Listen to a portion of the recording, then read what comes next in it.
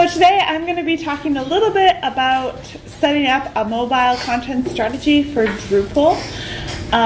So how many of you have heard the phrase mobile or content strategy before? Content strategy? Some of you are new to the concept of content strategy? Oh, that's cool. Okay, so we can talk about that.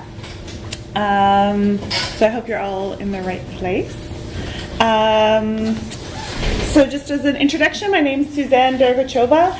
I work at Evolving Web here in Montreal as a Drupal person. I do some Drupal training. I work on different Drupal projects. I do a bit of site building, project management, sometimes a bit of development. And if you want to stay in touch with me, my Twitter handle is Suzanne_Kennedy, so you can follow me there. So Evolving Web is a Drupal shop, as you probably gathered, and we work for lots of different types of clients on like full stack Drupal development.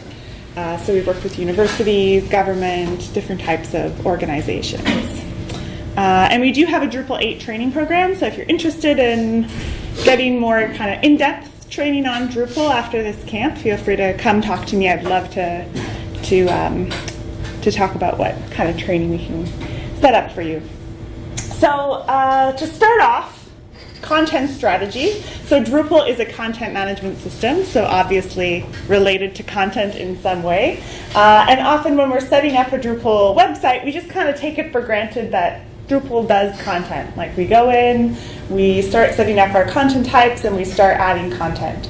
But content strategy is actually kind of its own kind of discipline, and as Drupal site builders or project managers or developers, we're doing content strategy. So what does content strategy mean to you? Can anyone think of like a couple sentence definition or throw out some ideas?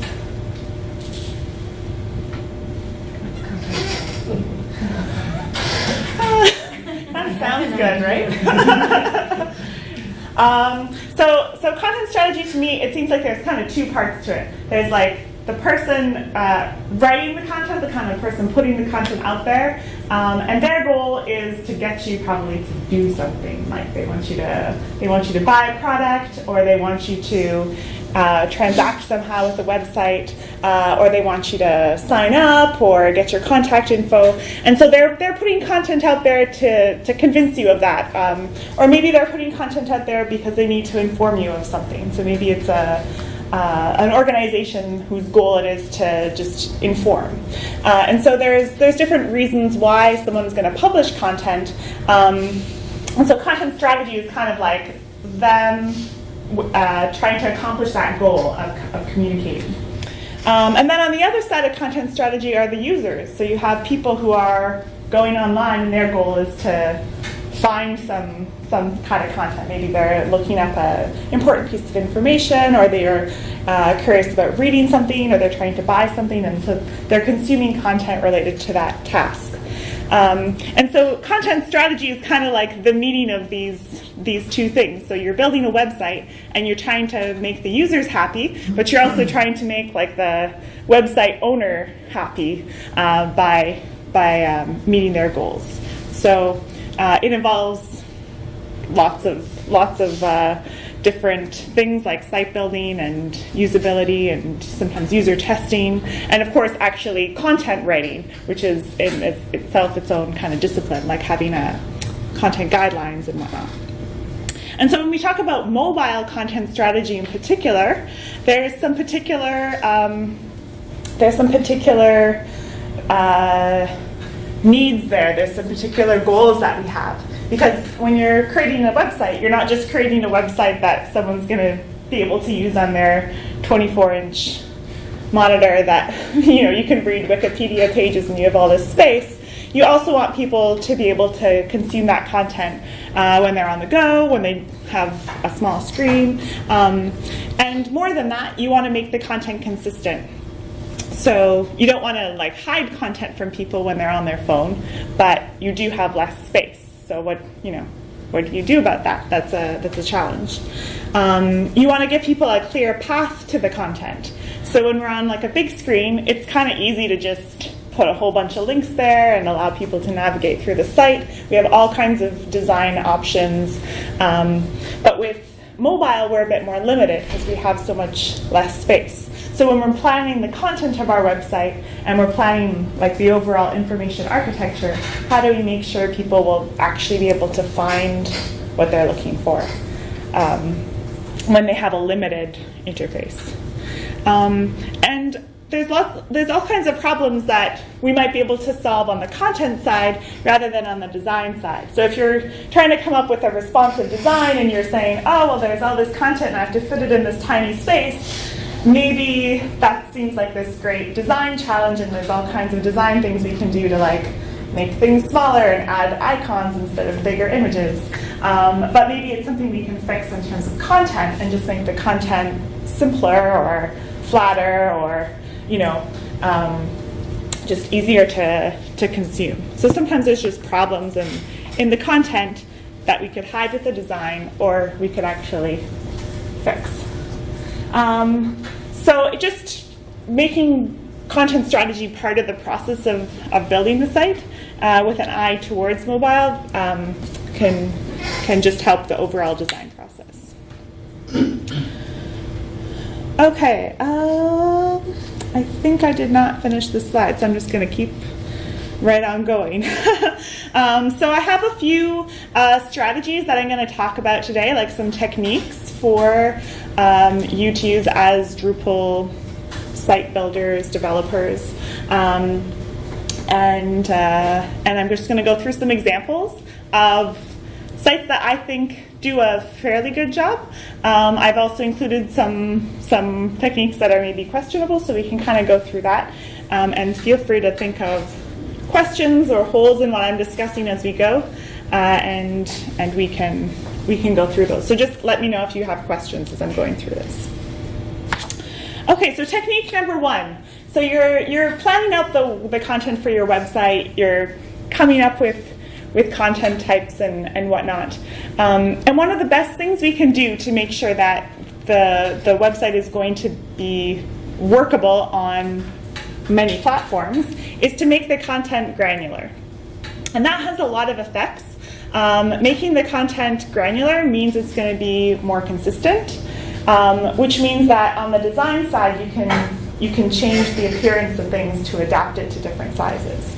So if we have a page and it's just one big blob of HTML, it's really hard for us to take that apart and make the title and the subtitle different sizes on different devices. But if we break those out as different fields, it's a lot easier for us to change the look. So content modeling, like breaking content down into individual fields, is kind of the first and maybe most important step in making your website work on mobile.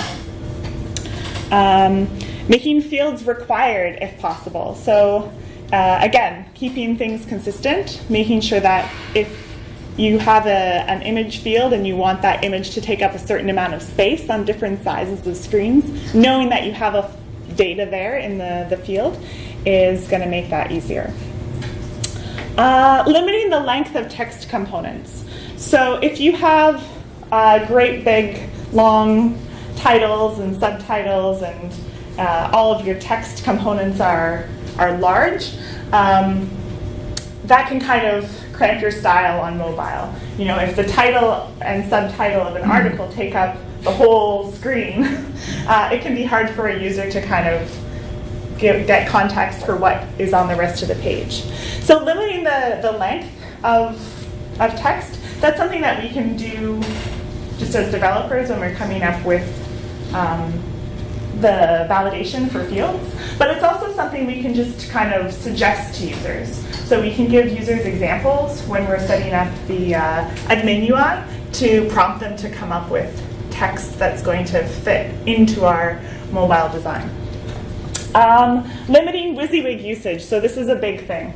So if you have a lot of content editors go in and create content using a WYSIWYG editor, if they're able to kind of create a layout in that editor, that layout is not going to be responsive.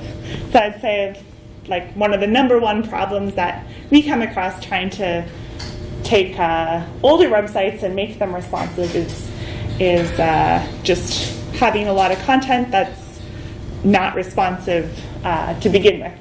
So things like tables or layouts built within a WYSIWYG editor, those can be really hard to adapt. And that's because the HTML created by a WYSIWYG editor is unpredictable. It's going to be different every time the content editor goes in and makes a change. And then just in general, limiting the complexity of the HTML. So the more kind of HTML you end up with, the more you have to deal with. So keeping your classes consistent. Like for example, if someone is going to insert media into a text field, then as long as the classes are consistent, it's going to make it easier for you to adapt that on the design side. So in terms of Drupal, like if you are going to set up a WYSIWYG editor, you can set up the buttons to limit what can be inserted. And you can set up maybe some predictable classes that users can add, but not make it wide open. So I'm going to give you some examples. So this is a website that, I don't know, I come across from time to time when I'm making recipes. And so it's all recipe content. And obviously the fields here are broken down. So the recipe content's broken down into things like ingredients and steps. There's obviously the image, the nutritional information, and these are all separate fields.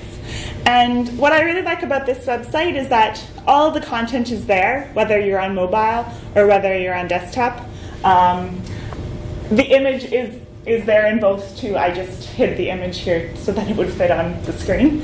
But basically all the same fields are there, but they're presented in a different way. So on mobile, they're just a little bit more compact. You see it has the interface for switching back and forth between ingredients and steps. And if this had just been set up as one big field for ingredients and steps mixed together, you wouldn't be able to have that interface. Likewise, the nutritional information, over here it's all displayed, but here it's collapsed because that's maybe less important information. So it's just kind of a nice example of granular content allowing for a really nice mobile experience. So even on the content strategy side, before you get to the design, you can start thinking about how to set up the content so that you have this flexibility. Another simple example. So here on the desktop display, this is book data. So the content is in 2 columns. The image and then the text on the right. And on the mobile version, there's not room for the columns, so everything is displayed in just one column. And so it's a very simple thing, but again, this wouldn't be possible if this was all just one blob of HTML. So it really has to be set up as separate fields. And there's even room for, more flexibility here. Like if we decided this is too much information here, it's a lot of ISBN numbers, maybe we want to somehow make this more compact and present the information in a modified way on mobile. Another example. So this one has a slideshow in it, which I kind of hate. I looked at this at first and I was like, I don't want to put this. This has a slideshow in it. But we have an example here of content. So these are This is a product. So this is the desktop version and the mobile version. And on the desktop, we have kind of a display of the images that takes up a bit more space. We have thumbnails and a bigger display. And that's been kind of collapsed on the mobile version. So again, might not be the approach we would take. I wouldn't necessarily suggest putting a slideshow on mobile with no arrows to control what you're seeing, but the flexibility is there. So because the data is set up like this, the designer can come along and modify the interface for either one. So that's for new content, for content types that we're setting up we can break things down into fields, and it's kind of a win-win for everything, for the design side and also making content editors' lives easier. But one thing that you're probably going to run into with projects is cleaning up legacy content. So it's all great to say like, oh, let's do this for new content, but it's the old content that's sometimes problematic because there could be a lot of it and it might not be responsive. So doing a content audit is something we often build into our projects. So before we just say, oh yeah, we'll do your website in Drupal, we want to build some time in there to take a look at the existing content, what actually has to be put into Drupal, and how much work it's going to be to like adapt that to adapt that content. And so sometimes that content has elements in it that are not responsive, HTML that exists that would need to be modified. So things like fixed width tables, that's kind of the worst, or just tables in general, tables that are just there to display data, but that aren't really displaying tabular information. Inline media, so if there's a lot of images embedded into content with floats, maybe in inline CSS, or any inline CSS, tends to be not responsive if it's creating a layout. And then, so going through all this type of content that you might come across on an older site and figuring out how that could work in Drupal. So when you're doing a content audit, this is part of like content strategy, is saying, okay, we're going to clean up your content and come up with some new guidelines, maybe decide what is allowed and not allowed in terms of HTML on the new site. One of the challenges is that there can be too much content to actually go through. And so one technique you can use is prioritizing content that's used more often.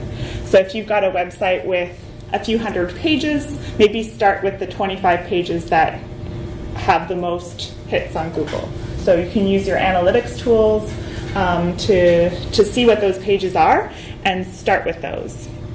Other things that can be problematic, sometimes things that are embedded, like videos or maps or forms from other websites. Sometimes those are just in there and need to be adapted. So to give an example, this is a website we're currently working on that has, I think it has about 2,500 pages of static content. So static content meaning like not like things that are just blobs of HTML that we have to pull into Drupal. So 2,500 pieces of content is kind of a lot. So we prioritized maybe the top 200 pages and went through those. And we identified which ones have layout components. So a lot of those pages are just pages of text, and we can put them into Drupal and they're going to look okay. But a lot of them are pages like this that list things in some kind of a layout. And as soon as you're creating a layout, if it's an old website, you know it's not responsive, right? Because this is done with some kind of table or some kind of float. And there's nothing in there to change how this looks on mobile. So on mobile, we also have this kind of squishy grid, and it doesn't look great, right? So part of the job of content strategy is to go in here and look for patterns. So if this is just one page, are we going to make this into a view of catalogs, or are we going to make this into a field of file uploads? But maybe we can find patterns. So maybe there's other pages that are similar, and we can create some kind of content structure out of it. Like maybe we decide that having a grid of catalogs is something that might appear on multiple pages. So maybe we want to make a block that we can reuse. Or maybe we need to be able to specify catalogs for a particular page. So we want to have some kind of catalogs field that we can attach. Or maybe it's going to be some kind of paragraph because this is compound data.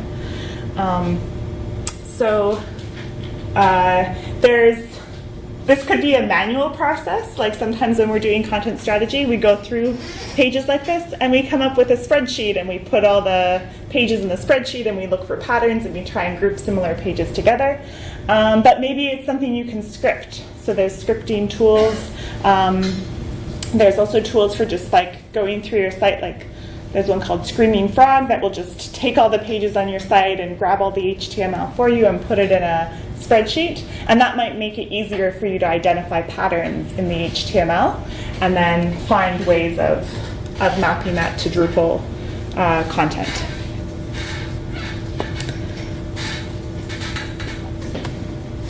Okay, so we've created some content types. We've done some kind of content audit to identify these old pages. And then there's some other things we can do in content strategy as well in terms of creating a good mobile experience. So one big thing for mobile has always been creating good navigation. I think I remember my first website that I built that was responsive. At the time, it was really hard to find good examples of navigation because it was one of the most challenging things to make work well on mobile. We're used to these horizontal menus. And so there's still there's a lot more design patterns out there now, but it's still something that's challenging. So one thing that happens often on mobile, in mobile interfaces, is that we get this one menu. So I go to this site, go to mcleans.ca, and I go and view it on mobile, and it's just this one menu. So I click on the little hamburger menu symbol, and it shows me something like this. And this is trying to put basically all of the components of the menu into one big interface. And here the menu is relatively short. The only thing that's kind of complex here is this authors section. There's an extra drop down where you can see all the authors, which to me seems like maybe too much information in a menu. But it's fairly compact. It pretty much fits on one big mobile device. On the right is another example that's more complex. So here we have different levels in the menu. So again, everything's kind of put into one menu, but the menu you have to kind of click into, you have to expand the items. And so this is giving users a little bit more work to do to dig down and find out, what they want to see on the website. And so if you're kind of looking at this and you think, well, maybe it's too much work to expect users to go and click into this and dig down and open up beaches and find secluded beaches. Are they really going to go to that much work to find some secluded beaches? Maybe there's an alternate experience we could come up with. So something to consider when you're planning out the navigation. So usually on your site, right, you want to have the same navigation for mobile and for desktop, but the way that you present the navigation might be a little bit different. So another example is this World Wildlife Fund website. So it's worldwildlife.org, I think is the URL. And so here the navigation on mobile looks like it's just these 5 items plus 2 kind of call to action menu items. And so if I just open up the menu on mobile, I think that that's it. But it turns out that if you view the site on a desktop, some of these actually have sub-items. If you go under About Us, there's a list of the history of the organization and maybe the staff. So there's some sub-pages there. And how to help is the same thing. It has some sub-pages. So what the designer has decided to do here is put those sub-items as calls to action on the page. So if you click on how to help, you see this page, and you get those as extra calls to action. So in a way, that's a design decision, but it's something that's also kind of part of the content strategy. What is the content of this page going to be? How are these action items going to be promoted? And are they going to be really available on mobile? How does that interface look? So designing kind of that path through the content is important. So I think this approach is is a nice alternative because it kind of makes the site look simpler. It simplifies the structure a bit, but you're still able to access the same content whether you're on mobile or desktop. A couple other options for navigation. This menu here, it has the hamburger menu, like most mobile designs, but that only exposes the top level of the menu, and then the second level of the menu is actually presented within the content. So that kind of shows you a view of content within the section of the site. And that turns out to be a pretty usable experience as well if you just have these two levels in the menu. But it's really putting kind of an emphasis on the top level menu, so that again is kind of a content strategy decision. If you really expect people to dig down more into the second level, this might dissuade them. They might not really notice this in the section link. And yeah, one final option is this interface, which I've seen more frequently recently. So it's a single menu interface, but when you click into a submenu item, it shows you only the submenu items, and then you have to click back to go back to the top level. So it's just trying to kind of create like a drop-down experience, but you only see one level at a time. And I think it's okay, but in this interface there's actually 3 levels, which is starting to be a lot. So in terms of content strategy, one of the things you could do to avoid this would be to just try and flatten that menu down to fewer levels. So having 2 levels in the menu instead of 3 is really going to make your mobile users more likely to find all the content.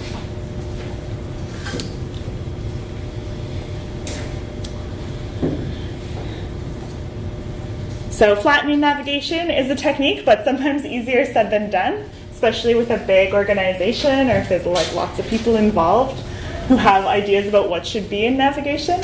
So remember, Drupal is great at things like views and having dynamic lists of content. So if there's a way that can replace some of the navigation, that can be a good alternative. But what you really want to make sure of is after you've kind of got the content in place and you've got your navigation working, you want to test that once you're on a page of the website that it's possible for the user to find other pages that are related that they need. So if somebody ends up on a certain page with some information about maybe how to register for something, are they able to actually go then and click on that register link? So if there's 2 pages like that that are related, what's the click path between the 2? So that can be just a matter of having the right calls to action, having really good top-level navigation, or having views of related content that are well-placed.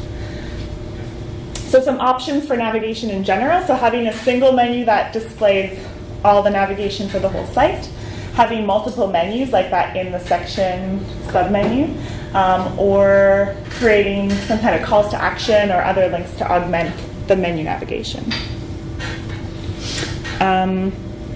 And one more thing I guess I've seen in terms of multiple menus, I've seen like the top level menu at the top and then the second level at the bottom of the page.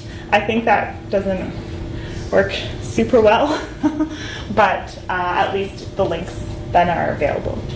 So. And so the great thing about navigation, once you're actually building the navigation, is Drupal 8 is really flexible in terms of how you can build out navigation. So in Drupal 6 and 7 as well, you can build lots of different navigation menus. But with Drupal 8, the functionality for placing a menu is much enhanced. So when you're placing a menu on the page as a block, you can pick what level of the navigation it's going to start at. You can pick how many levels it is. So all these examples we were looking at today, in terms of the site building, quite simple to do with Drupal 8. Okay, so one other thing for content strategy, I think that slideshows are kind of becoming less and less popular, which is good, because they tend to be kind of, just like a solution to make people happy who want to put lots of content into a small space. And so that's a good thing. But at the same time, we often get requirements for building out slideshows. So how many of you have had to build like a slideshow for a website in the last year? Your client was like, I need a slideshow. So if you get put in that situation, like you're working with a designer, you're working with a client, and you have this requirement, one thing that you can kind of think about in terms of good mobile content strategy is really limiting the amount of content that goes in the slideshow. So trying to keep, like, I think these are reasonable examples where there's not too much text, there's just, one short text, one image, keeping it really, really simple. And even the call to action here, even the call to action is simple, like 2 words. Not trying to cram as much information as possible into the slideshow. A couple places where I see maybe a better use case for slideshows are for more visual content or content that's supplementary.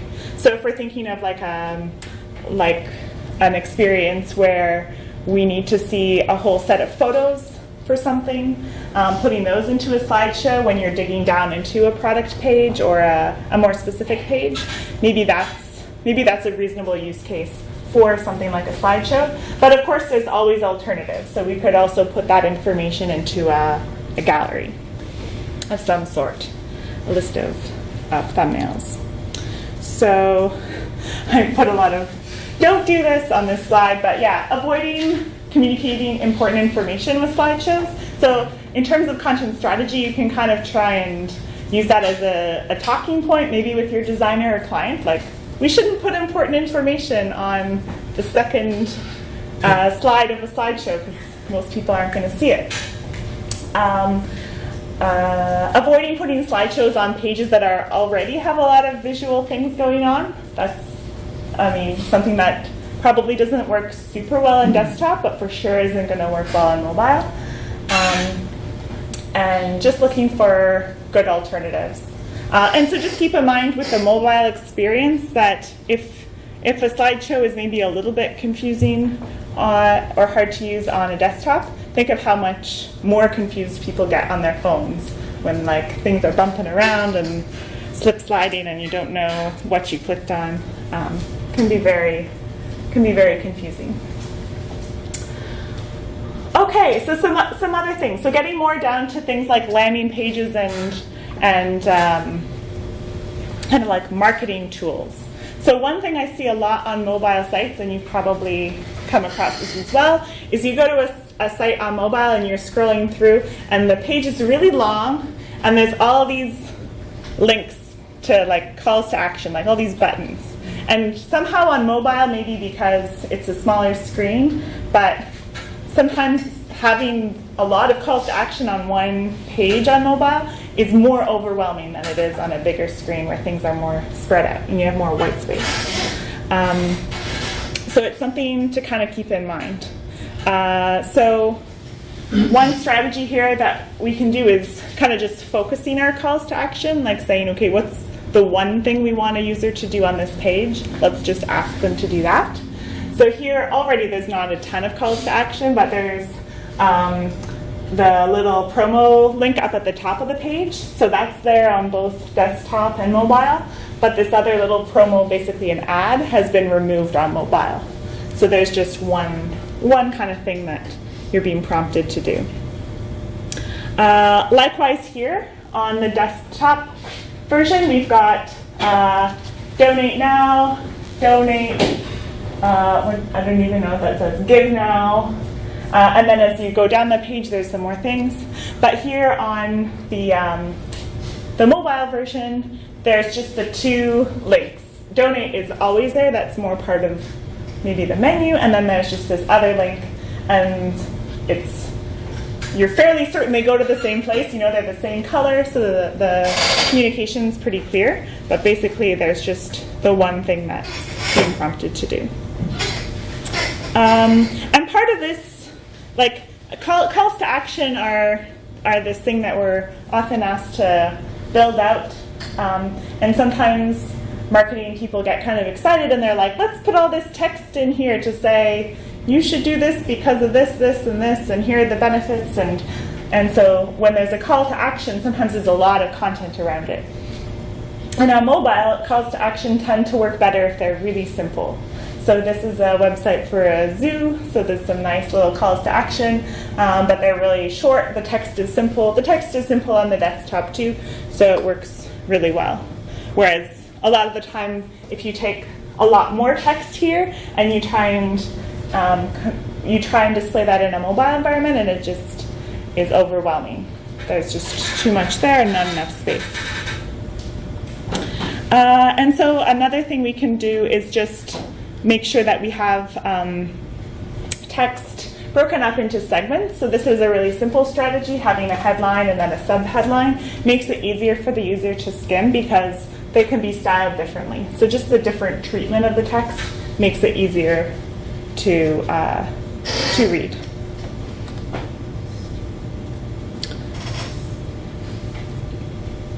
Okay, a few notes about mobile-friendly media. So part of content strategy is coming up with a plan for what fields are going to be part of content, and often those fields are going to contain different kinds of media. This is an example of, it's really not easy to see, but this is a video. And this is two versions of the website, bahamas.com.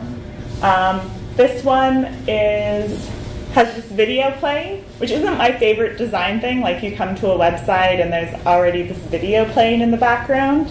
But there are controls here to stop the video, which is good. But on the mobile version, that doesn't happen. On the mobile version, you just see the image and you have the link to play the video. So having that different treatment of the media on mobile, in this case, is very important. This example I showed earlier with the zoo. So here there's a lot of images. Like the website's very, like it looks really nice just because it has these big pictures of animals. But on a desktop, it's kind of reasonable to have these large images. And on mobile, this is going to make the site run slower, right? Because you've got such large images, and there's more than just two, like there would be several on a page. So it's really important when you have large images, big banner images for your content, that you think about making the images smaller on mobile. So here we only need like a much smaller version, right? So in Drupal 8, there's a module built into Drupal core called responsive image. Has anyone used this yet? One or two? Okay, so we all know about image styles or image cache in previous versions of Drupal. So that module allows you to resize images when you're displaying them. So instead of just displaying the image the user uploaded, you show a smaller version that's been sized, maybe cropped to a specific size or just scaled down. So what responsive image does is it uses image styles, but it allows you to have multiple image styles associated with one image display. So if I'm displaying a page and there's a large banner at the top of the page, I can decide that on one size of screen I'm going to use the large image size, the large image style, but on a smaller screen I'm going to use something medium. So you could have multiple image styles associated with different breakpoints on your site. So this module actually works hand in hand with the breakpoints module, which allows you to define breakpoints in your theme or in a module. And so it just hooks into each breakpoint and allows you to associate it with the image style. The UI for this module is kind of terrible. It's kind of hard to use, but if you I will add to the video, I'll add to the slides a link to a good tutorial that explains how it works. Basically, you just want to pick the option where you're selecting an image style for each breakpoint. That's kind of the easiest way to configure it. And then you can just go ahead and pick the style that you've created. And the key is to have the breakpoints set up in advance. So the breakpoints that you use kind of depend on maybe your theme, or if you're using a theme like Bootstrap, for example, that has some breakpoints built in that you can just use. But if you're making your own theme, you might want to design them yourself.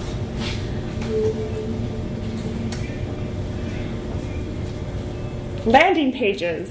So landing pages, when I think of a landing page, I think of a page with a bunch of calls to action on it and maybe some kind of special layout.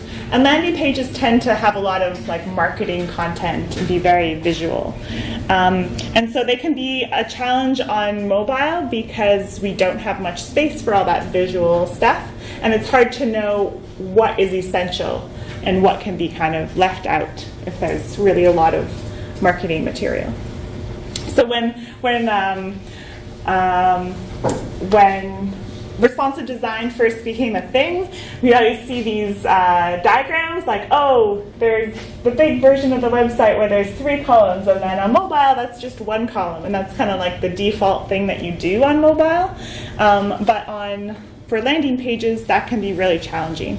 So these are some screenshots from the Musée des Beaux-Arts here in Montreal. It's a beautiful website, has a lot of really visual content, and it has a lot of nice landing pages, but they're very, very visual. And as soon as you go onto a mobile device, it becomes way too much information, and also becomes kind of clear that there's too much text on the page, too much information. And so when you're coming up with your content strategy, often the content strategy is going to include planning landing pages like this.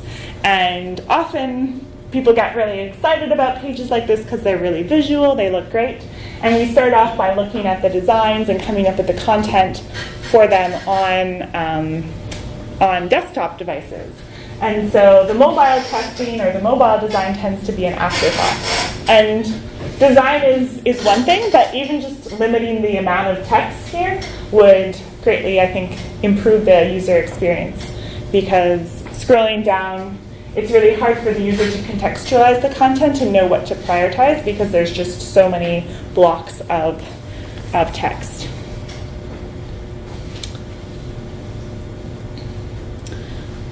How am I doing for time? Okay. So just as a summary, when you're planning out your Drupal site, important to set up granular content. If you're kind of asking yourself, like, why am I bothering breaking down this big text area into these smaller text boxes? So much work, I'm going to have to do more work getting the content in there. But it has a lot of benefits for content strategy and specifically for mobile content strategy. And it will make your life easier going forward next time you have to migrate the site or do some design changes. Cleaning up WYSIWYG generated HTML. So this is not a fun task, not a task most people want to sign up for, but can bring a lot of value to a project if you're able to go through and clean up some of those really important HTML pages. Plan your mobile navigation. So plan your navigation knowing that your site is going to have to work on mobile. You're going to have a strategy for that. Take the time to optimize media, as this is one of those things that often gets left to the end of the project. Like, you're coming up with the designs, you're implementing them, you want to make the site look great, you make these giant images, and then you forget that there's going to be performance issues if you have massive images on your site. Simplify your landing pages and try and simplify calls to action. Maybe consolidate those. You could do that not just on mobile, but in general. And then doing user testing on mobile. So making sure you're not just, like what we often do on projects is we'll build the site and then we'll use Browser Stack. I don't know if you guys use that. Or use other tools for testing different platforms. And so we'll do that kind of testing, but we're really just kind of looking at it from a point of view of does anything break on other devices, or does anything, you know, fly out of the way, like if you're on Opera or something, like, are there things that are really wrong? And we kind of forget about the content part. So you want to think like, if I'm looking at this thing on my phone, can I find what I need? Does the content make sense? Are there twice as many links as there need to be? So that's the kind of testing that's often overlooked, but can bring a lot of value to a project.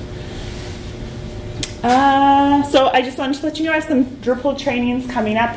Toronto, Ottawa, Atlanta, is obviously kind of far away, but also I'd love to do more in Montreal, so if you're interested, come and talk to me. I want to know, should I do training in English, training in French? So just let me know if that's at all interesting to you, and I can give you more information. So does anyone have questions? Yes? Is there any theme that in your experience makes it easy to build the responsive site without tricking it too much? Well, the core Drupal 8 theme classy, I mean, it's responsive, but it doesn't give you a lot in terms of like layout. Like, it doesn't give you a layout.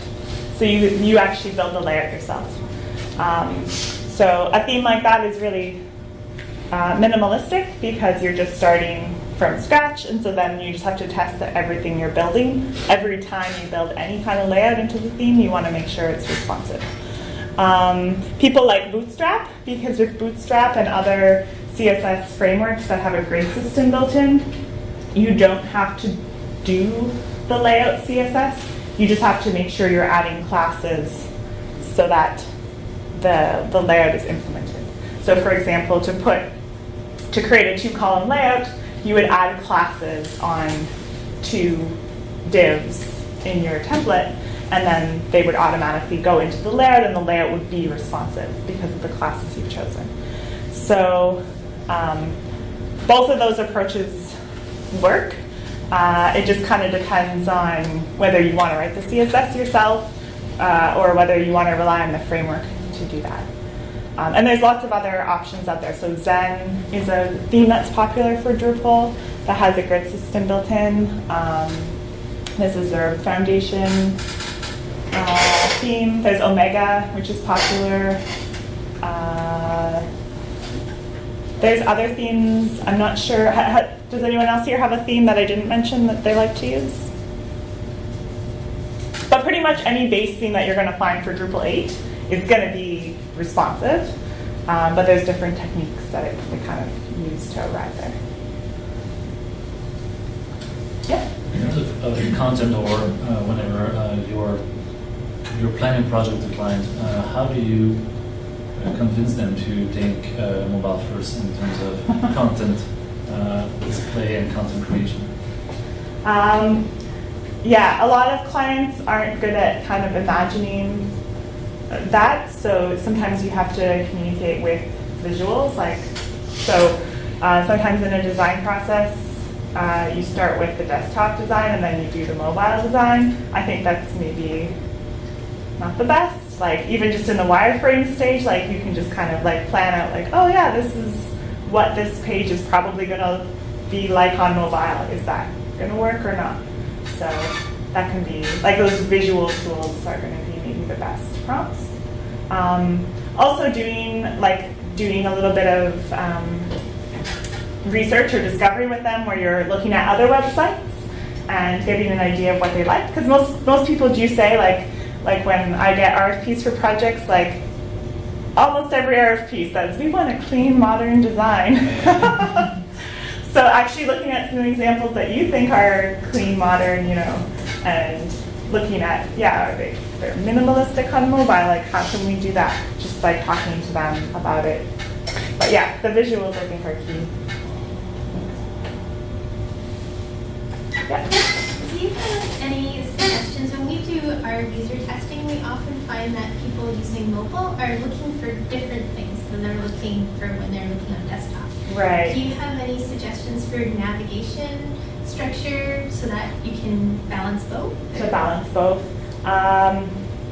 Yeah, so a lot of sites have things like, I mean, it really is going to depend on what those things are that users are looking for. But my example with the,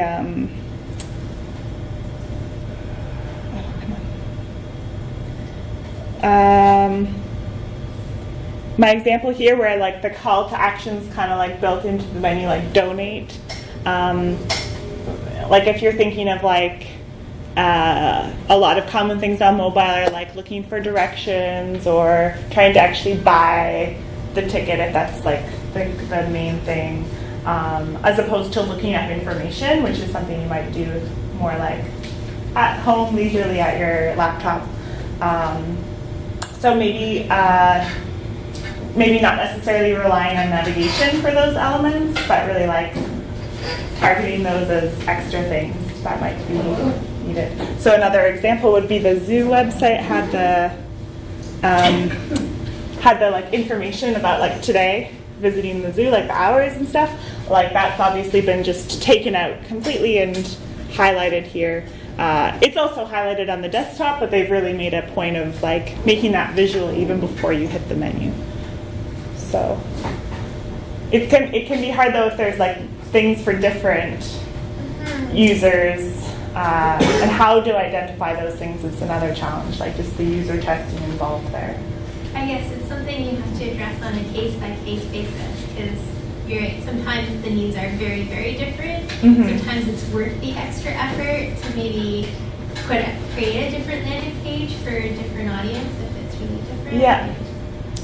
And then also just figuring out how people are arriving at your page. So like if your keywords are working really well, like in terms of search on your site, and people are just already arriving at the page that they need to, that works really well. But if people are arriving at a page and then they have to click another page to actually do the task that they need, that can be where the problem is. But if you're actually able to identify that maybe in your analytics, then it's, I feel like the solution is not the hard part, it's identifying the problem. Other questions, thoughts, ideas? There's a question and I can't seem to formulate it.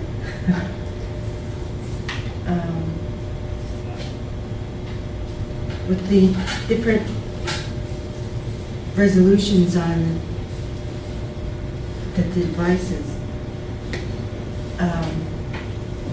do the breakpoints take in? Oh, did the breakpoints take that into account? Yeah, like the because different... I found that like this looks like the desktop version. Yeah. So there's actually some things you can do in the breakpoint, I believe.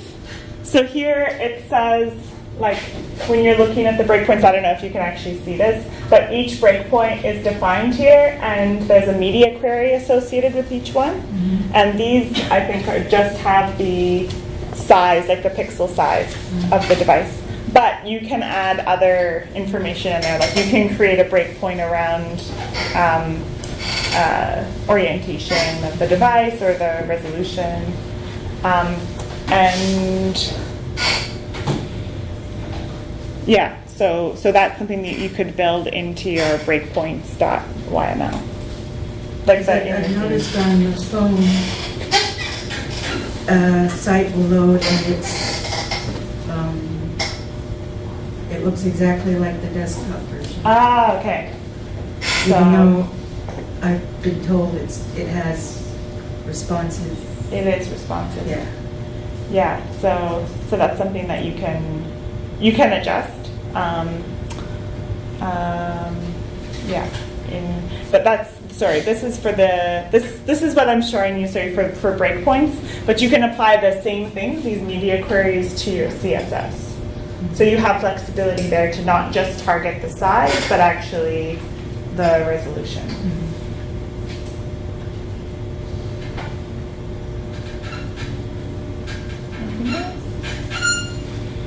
Okay, well, thanks a lot for coming, and let me know if you have